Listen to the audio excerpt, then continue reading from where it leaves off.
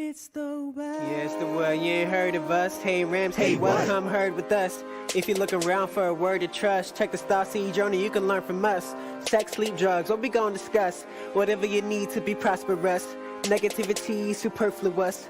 All we really want is for you to just be true to you and be who you are, cause you are a star and you will go far. You can succeed at all of your dreams. You'll get your degree and all of those things, but you must take care of your health. Cherish yourself, your body, your mental, your grades, and your wealth. You can have fun and still be well. That's what we do here at the well.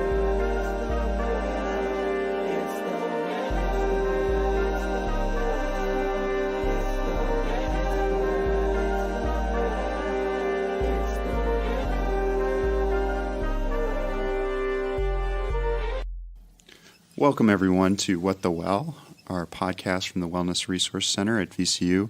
My name's Tom Bannard. I'm the program coordinator for Rams in Recovery. I'm a person in long-term recovery, and I use he, him pronouns. And I'm excited to be with you today to talk with one of our students and one of our Americorps members about recovery and about being a recovery ally. So I'll let Carter introduce himself and tell you a little bit about him. Hey everybody, how's it going? My name is Carter Bain and I'm a person in long-term recovery. I'm also a social work student for the School of Social Work, and I have been interning at Rams in Recovery for the past 2 semesters. Hello, I'm Denise Carl. I'm an Americorps member. I've been working with Tom at Rams in Recovery for about 1.5 years now. I use pronouns she, her. And I am a recovery ally. Awesome. So I'm really excited to have this conversation with you all today. And I think that one of the powerful things about recovery is just people's own personal journeys to get to recovery spaces, whether as family members or people in recovery. So I'd love for each of you to tell us a little bit about kind of how you got into this work and why this is important to you. Thanks, Tom. Rams in Recovery really has a special place in my heart because when I was a student at a community college, I was involved with Rams in Recovery before it became as big as it is now, and I was friends with a lot of the people who were part of the student organization, but through moving I had to be on VCU campus less. And so I got an email about where I was placed for this semester, and I recognized who my supervisor was as Tom, and Tom and I had a connection prior to me interning here. And so I was able to reconnect with everybody who kind of started the program, and I was able to be a social work student and an intern for the program, but also reap the benefits of being a person in recovery also.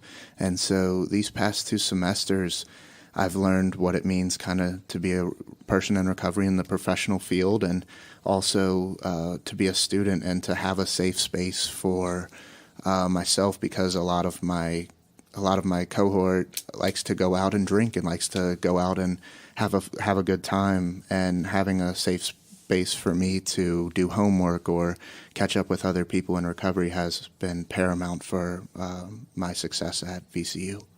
Now, I know a number of you all listening probably aren't in recovery, but we've really talked a lot about being recovery allies on our campus and how we create supports for people in recovery. So I wanted to let Denise tell us a little bit about her journey and how she came to be involved with Rams in Recovery.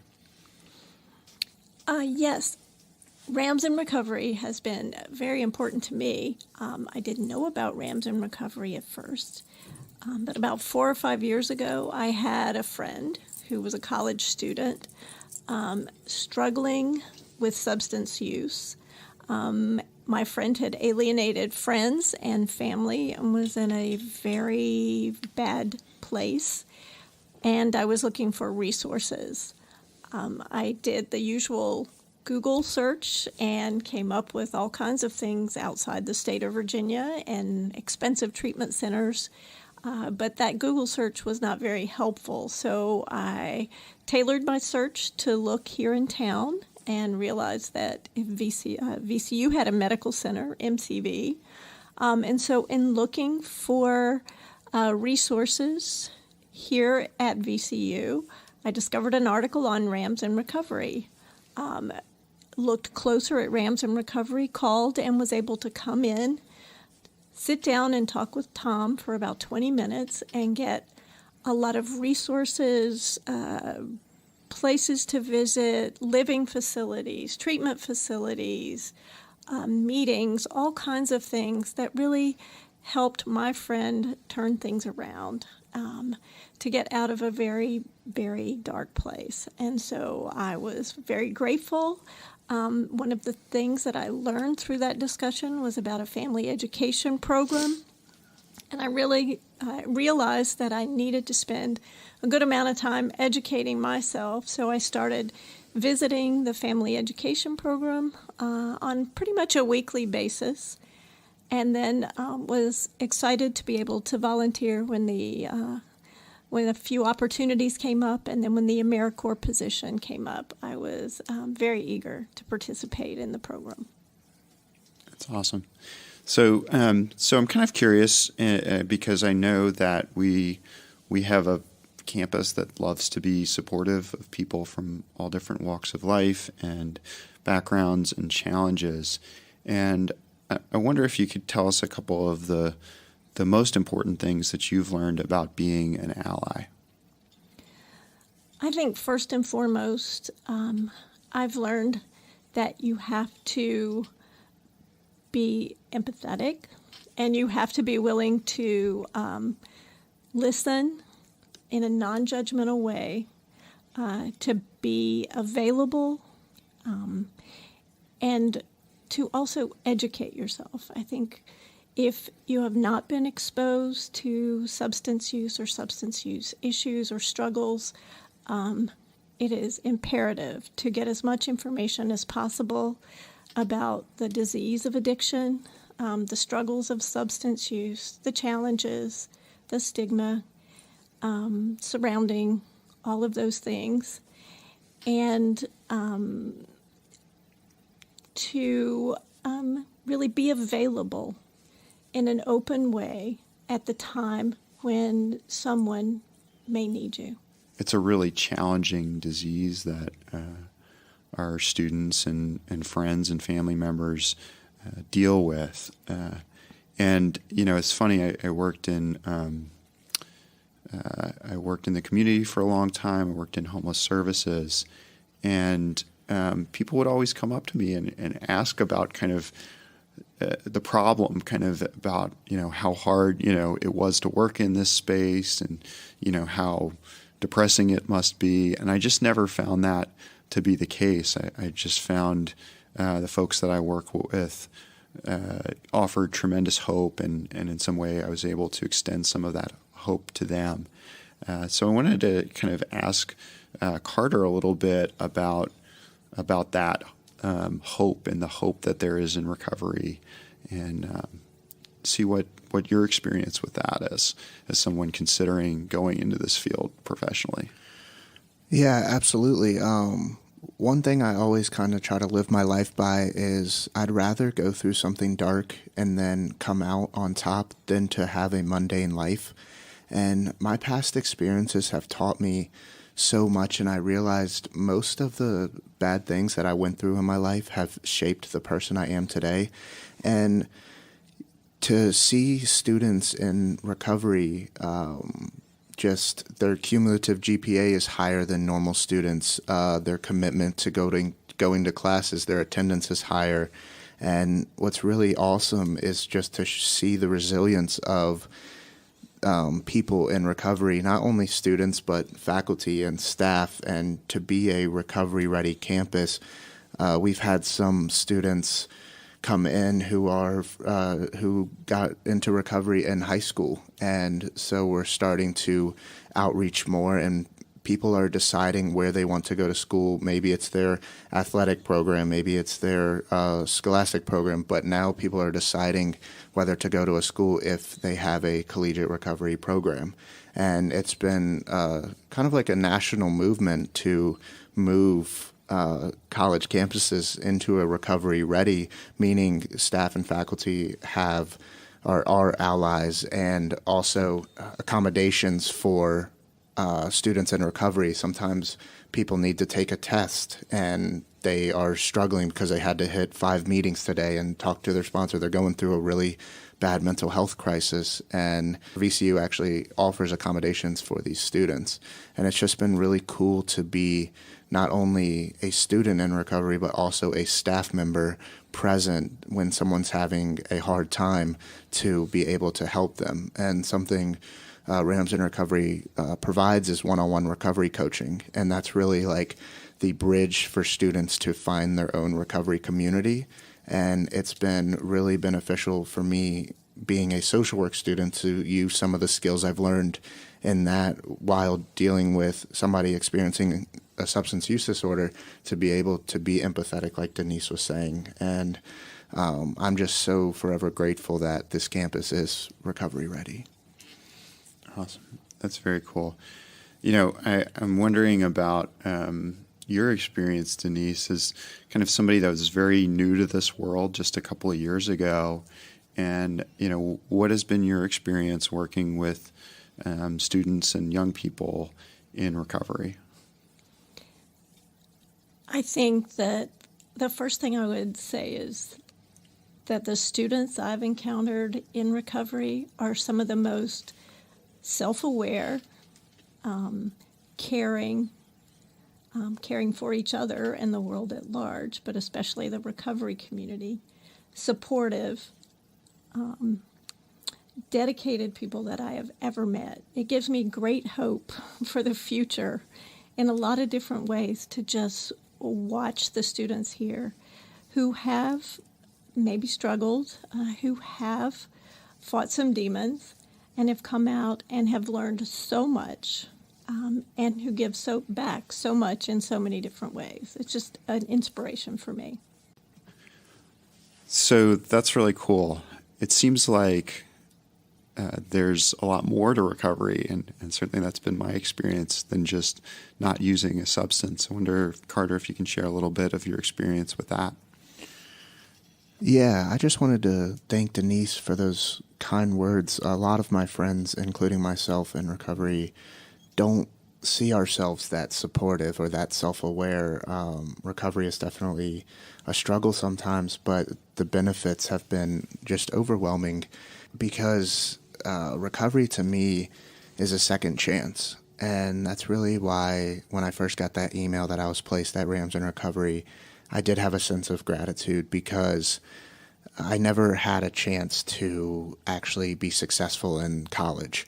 And so my first attempt at college, I managed to get a .25 GPA and had to medically withdraw, and went into a treatment center at the age of 19. And at the end of that year, I went into another treatment center, and I was faced with depression, and didn't know where to go, and nobody was giving me a second chance. And when I finally got back into school after finding recovery through a 12-step program, I realized I learned so many lessons in recovery. I learned what it meant to have a commitment. I learned what it meant to show up when I'm not feeling like it. I learned the value of reaching out and being vulnerable when I'm having a bad day, and really reaching out to people in order for them to help me. And at Rams in Recovery, we focus on the 3 pillars of recovery, which are growth, service, and community. And so growth is the personal development. Service is doing something for others without getting a reward. And there is a science out there that shows, it's called the science of altruism, that shows happiness can be achieved by doing things for others without being rewarded for it. But for me, the most important pillar is community, because I felt alone, I felt isolated, I felt like nobody really cared about me until I found a recovery community. Until I found, when I didn't show up for a meeting, someone called me and they missed me. And a common phrase in recovery is, we will love you until you love yourself. And I definitely didn't know how to love myself. And people took the altruistic path and loved me, picked me up when I didn't have a car because I had lost everything. They took me and bought me food when I didn't have enough money for food. And to see the community grow, and that's something that I really value at Rams in Recovery. We have on Sundays, or I think it's the third or second Sunday of the month, we have a community meeting, and it's everybody, alumni, faculty, staff, people who identify being in recovery, coming together, breaking bread, and really sharing their experiences, what's been going on, what's good, what's bad, and it allows people to be vulnerable, but it allows people to be grateful. And so that's really what recovery means to me, is being grateful for a second chance. Very cool. Yeah, I was definitely, early in my recovery, I had gratitude kind of beaten into my head a little bit. And one of the things I was taught about gratitude is that gratitude is an action word. So for our folks in the community here, what are some of the actions that they can take to make us a more recovery-ready community, a more recovery-friendly community? First, I think you can always educate yourself more and more. We offer here on a regular basis a Recovery Ally training program. We also offer naloxone training. Naloxone is the life-saving drug that reverses an opioid overdose. It's an easy training, and we also distribute the naloxone. I think the other thing that we can do is just, again, be prepared to listen and be available when someone reaches out or in any way indicates that they're looking for someone. Thanks, Denise. I also think it's really important to shed the stigma around addiction and substance use and also recovery. I used to be afraid to say I'm a person in recovery because people would wonder from what substance, or they would look at me like I was less than. And I realized that it was because people in power weren't allowing me to have that space.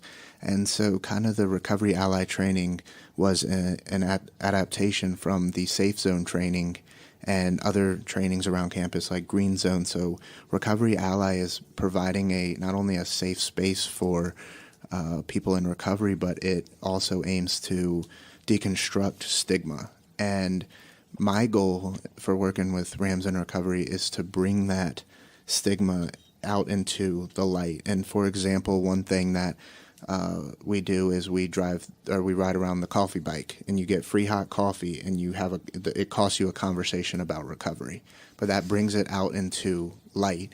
And to second Denise, the naloxone training, we've had staff members give trainings in 2 different instances. Somebody within 24 hours used that naloxone to save somebody's life.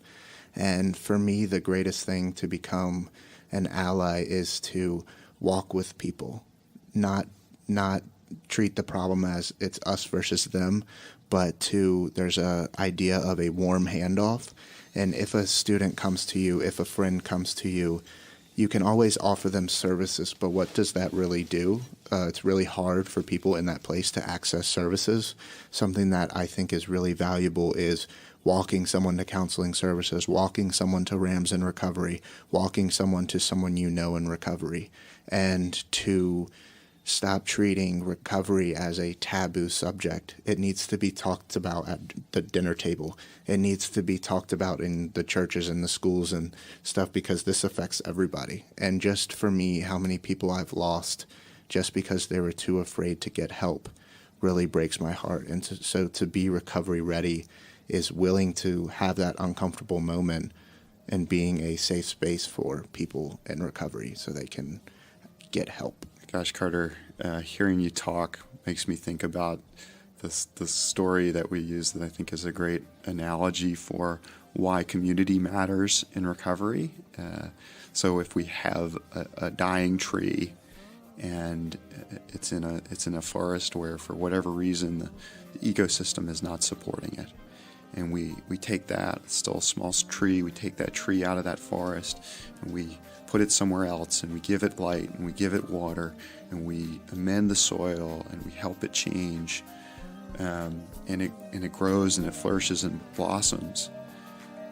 And then we take that tree and we put it back in that same forest that hasn't changed.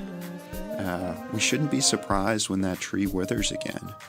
And so I think that we, for far too long, have placed too much emphasis and too much responsibility on an individual to recover all by themselves, when we as families, as communities, as a nation have not invested enough to make sure that everyone has an opportunity not just to kind of survive, but to grow and thrive in their recovery. And so that's really what I want to see us to continue to grow and develop here at Virginia Commonwealth University. I think it's in our DNA to be empathetic, to be caring, to look out for the underdog, and it's why I'm really proud to be part of this school. So thanks so much for listening today, and we hope we'll see you back here again at the What the Well podcast. I hope you have a great day.